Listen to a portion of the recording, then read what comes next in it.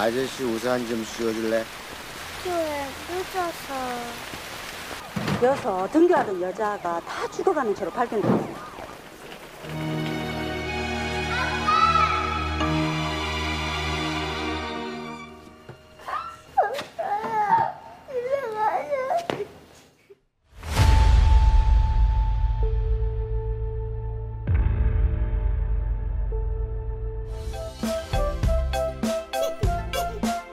Halo Celengers, kembali lagi bersama Mimin yang ganteng ini di Celengan Film pastinya.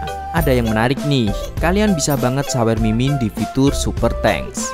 Begini caranya, nanti bagi yang udah sawer dan komen, bakal Mimin masukin di video berikutnya. Pokoknya komen opo ae sing penting gayeng ya lurs. Terima kasih Celengers. Oke, di kesempatan kali ini Mimin akan menceritakan alur film yang berjudul Hope yang dirilis pada tahun 2013. Film berpusat pada gadis cilik bernama Sowon yang harus menjalani hari-hari memilukan setelah tragedi kelam menimpanya. Daripada kelamaan, yuk mari kita menonton.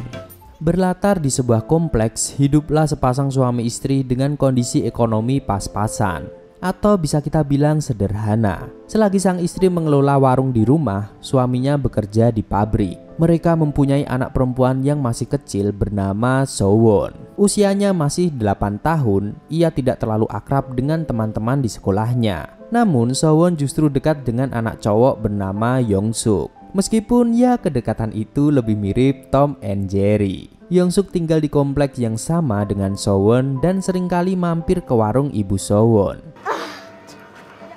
그래, 얼굴은 네가 더 큰 거 맞다. 네, 뭐 죽을래? Lalu malamnya mengerjakan PR. Di saat Sowon menemukan soal matematika yang susah, ia pun bertanya pada ibunya. Tapi lucunya anak-anak suka menganalogikan soal matematika dengan kehidupan sehari-hari lalu ngeyel. Karena kepolosannya ini, Sowon dan ibu justru terlibat perdebatan kecil. Sementara ayahnya cuek saja karena ia lebih memilih menonton pertandingan bisbol favoritnya. 그 해결이 아니고 아빠야 네 뭐라 한마디 좀 해라. Hidup dalam kategori sederhana membuat kedua orang tua Sowon selalu sibuk kerja sampai-sampai ia kurang perhatian. Seringkali Sowon juga merasa kesepian karena ia tidak mempunyai saudara. Sowon justru berteman dengan Kokomong, si tokoh kartun kesukaannya. Pada hari itu hujan turun deras ketika Sowon akan berangkat sekolah.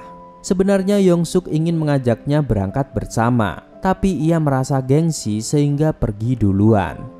Sowon berjalan sendirian dengan payung kuningnya. Kemudian ibunya pun menyusul dan tiba-tiba saja ia ingin mengantar Sowon. Namun Sowon tahu jika ibunya juga punya kesibukan lain. Ia pun mau berangkat sendirian saja. Ibu berpesan agar Sowon jangan lewat gang kecil, melainkan jalan besar saja.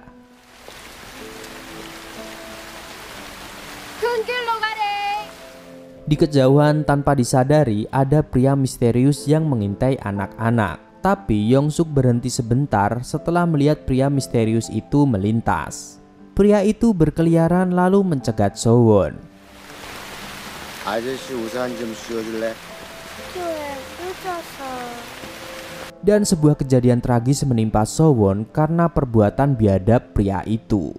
Ibu dan ayah begitu terkejut saat menerima kabar Sowon dilarikan ke rumah sakit dalam kondisi yang sangat kritis. Ia ditemukan di gudang kosong dekat sekolah dengan luka-luka di sekujur tubuhnya setelah berusaha menelpon nomor darurat. Ibu tiba lebih dulu dan ia sangat lemas melihat putri kesayangannya harus terluka seperti itu. Tak lama kemudian ayahnya pun menyusul sampai di rumah sakit. Ia masuk ke dalam ruang operasi melihat Sowon yang harus menderita cacat seumur hidupnya. Sowon mengalami penyiksaan sampai kekerasan seksual yang membuat organ-organ dalamnya rusak. Bahkan satu-satunya cara untuk menyelamatkannya dengan membuat anus buatan. Kini orang tua Sowon hanya pasrah dan mengharap Sowon bisa terus hidup. 소장 끝을 배 밖으로 빼는 겁니다. 아마 평생 인공항문을 써야 할 것 같습니다. 살려주세요. Syukurnya operasi berjalan dengan lancar. Sowon sudah pulih dan bisa bicara sedikit. Dalam kondisi seperti ini, Sowon masih memikirkan kedua orang tuanya yang harusnya bekerja bukan menunggunya di rumah sakit. benar-benar anak yang bakoh. Ia juga meminta orang jahat itu harus segera ditangkap. Namun ayah merasa tidak nyaman membicarakannya saat ini. Ia pun menyuruh Sowon untuk tidur. Sebagai janjinya, ayah dan polisi akan menangkap orang jahat ketika Sowon telah tidur.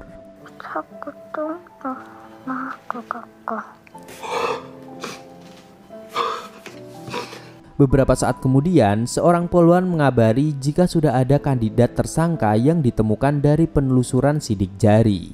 Seketika ayah langsung menuju kantor polisi untuk melihat orang-orangnya. Ia memaki-maki polisi yang lambat belum menangkap kandidat tersangka. Namun masalahnya, kepolisian tidak bisa mengeluarkan surat penangkapan jika hanya berdasarkan sidik jari saja. Karena bukti itu kurang kuat untuk menjerat salah satu tersangka. Dan sialnya lagi tidak ada rekaman CCTV, jadi mau tidak mau mereka harus mendapat kesaksian korban untuk menetapkan tersangkanya. 진술이요. 진술만 하면 당장 잡을 수 있습니까? Hal ini lantas membuat ayah dan ibu tidak sepaham.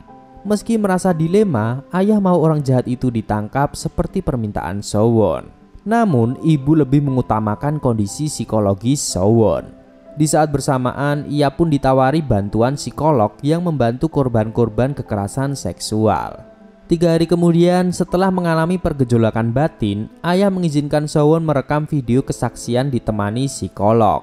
Ia mendekati Sowon dengan boneka Kokomong sampai akhirnya Sowon bersedia memberi kesaksian. Sowon menunjuk satu orang dari deretan kandidat tersangka. Ia tidak pernah bisa lupa dengan wajah orang jahat itu. 애가 지금하고는 다를 거예요. 갑자기 막 소리를 지를 수도 있고 반대로 말을 안 할 수도 있어요. Tanpa berlama-lama, polisi langsung satset menangkap orang yang ditunjuk Sowon. Setelah mendapat kabar, ayah pun bergegas ke kantor polisi, tapi ia malah dikejutkan kerumunan wartawan. Ternyata kasus anaknya ini sudah menjadi berita heboh di televisi. Orang tua Yongsuk yang juga sahabat dekat orang tua Sowon merasa kasihan melihat berita itu tersebar luas.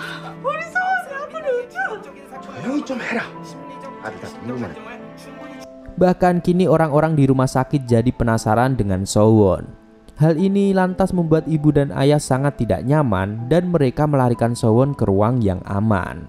Melihat orang tuanya kelimpungan, Sowon bertanya apakah ia berbuat salah sampai-sampai membuat heboh. Padahal saat itu kondisinya semakin memburuk. Ada noda muncul di celananya. Seketika orang tua Sowon merasa cemas dan mencari bantuan medis. Namun ibu justru tumbang saat memanggil dokter. Sementara itu ayah bermaksud untuk membersihkan noda atau kita sebut saja kecirit, tapi ia malah membangkitkan trauma Sowon.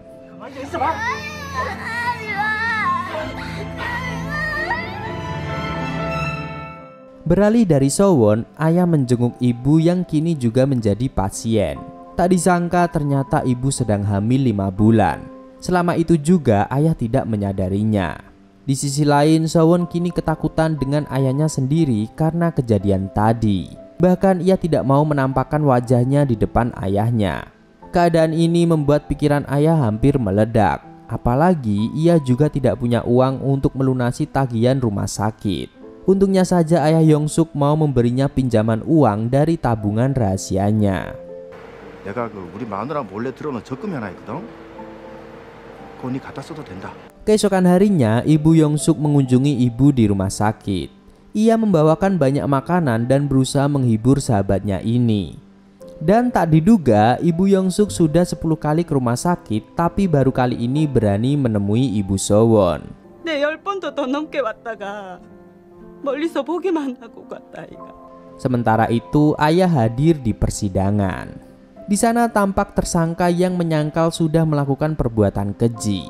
Ia mendadak amnesia meski bukti dan saksi sudah di depan matanya. Alhasil pengadilan ditunda untuk melengkapi bukti yang lebih kuat.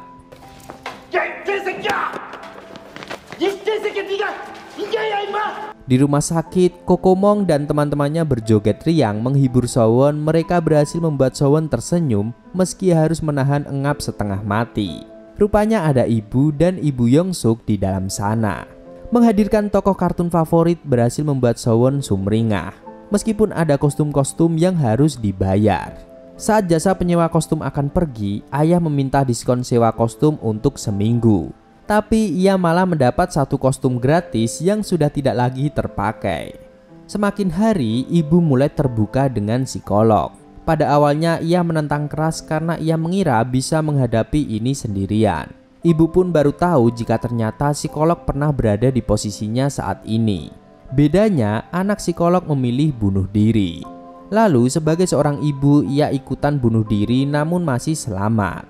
Kembali lagi pada Sowon. Ia kedatangan Kokomong yang belum pulang dari negeri kulkas. Mereka pun mengobrol melalui tulisan. Lalu Sowon meminta sebuah pelukan hangat sebelum Kokomong pergi. Di dalam sana ada ayah yang hanya bisa melihat Sowon dari kostum Kokomongnya.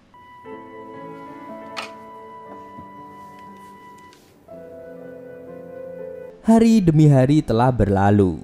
Sowon sudah mulai terbuka dengan psikolog.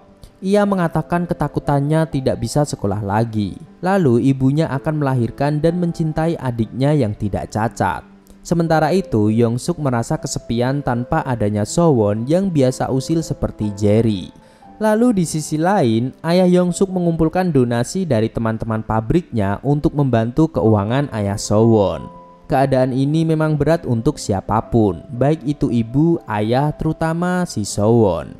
Bahkan Sowon ingin saat ia bangun nanti, ia tidak harus melalui ini semua. Di saat itu ia terlintas untuk mati saja daripada memikul beban yang sangat berat ini. Selepas pesta ulang tahun sederhana, akhirnya Sowon dibolehkan untuk pulang. Dalam perjalanan pulang, Sowon melihat gang yang membuatnya teringat kejadian kelam itu. Seketika Sowon menjadi mual dan lukanya terbuka kembali. Lalu sesampainya di rumah, ia melihat teman-teman menempelkan karyanya untuk menghibur Sowon. Sesaat kemudian Yongsuk juga datang ke sana. Ia menangis keras di depan ayah Sowon dan Yongsuk merasa bersalah karena seharusnya hari itu ia tidak meninggalkan Sowon dan berangkat bersama. Cantik. Pada hari berikutnya, Sowon beradaptasi dengan organ buatannya dan berangkat sekolah diantar ibu Yongsuk. Ia melihat Kokomong kembali mengikutinya dan memberikan semangat untuk Sowon. Lagi-lagi ada ayah yang menahan panas demi melihat putrinya bisa tersenyum bahagia. Seiring berjalannya waktu, kondisi psikologi Sowon semakin membaik. Hanya saja ia masih takut pada pria dewasa termasuk ayahnya sendiri. Oleh karena itu, ayah selalu bangun dan berangkat kerja pagi-pagi. Meski sebenarnya ia hanya tidak mau Sowon ketakutan melihatnya.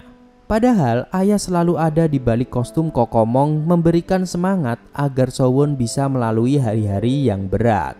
Ia juga tidak pernah absen menghibur Sowon saat ada waktu luang di pabrik. Ataupun pada saat Sowon pulang sekolah. Sampai akhirnya Sowon memanggil Kokomong dengan sebutan ayah. 아빠야 아빠. 아빠야 쟤. Rupanya Sowon sudah tahu, tapi ia pura-pura tidak mengetahuinya. Dari balik kostum Kokomong, ayah tidak bisa menahan rasa harunya lagi. Sowon tidak takut lagi pada ayahnya dan ia merasakan betapa besar kasih sayang dan ketulusan ayahnya tersebut.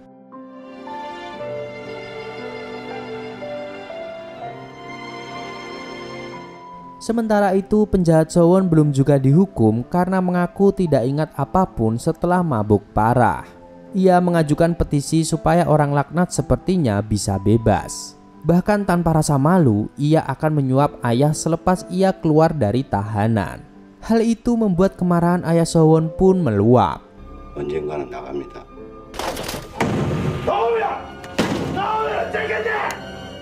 Saat di rumah, ia berkata pada istrinya, jika hukum tidak bisa menjerat pelaku, maka ia sendiri yang akan turun tangan. Ayah tidak bisa melihat penjahat itu hidup tenang setelah merusak kehidupan anaknya. Dan hari pengadilan lanjutan pun telah tiba. Dengan tegar Sowon datang untuk memberi kesaksian secara langsung. Ia menguatkan dirinya karena penjahat itu harus dihukum. Akan tetapi setelah kesaksian Sowon pun, pelaku masih berpura-pura tidak merasa bersalah. Sungguh biadab sekali. Ya, namanya juga penjahat. 정말 억울합니다.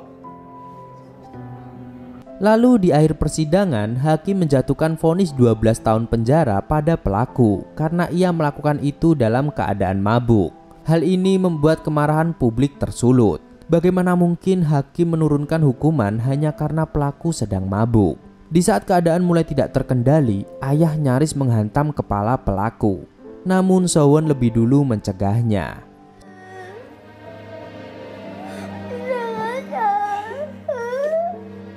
Selepas vonis ditetapkan, So-won berusaha kembali menjalani hidupnya seperti sedia kala, meskipun luka tersebut membekas selamanya.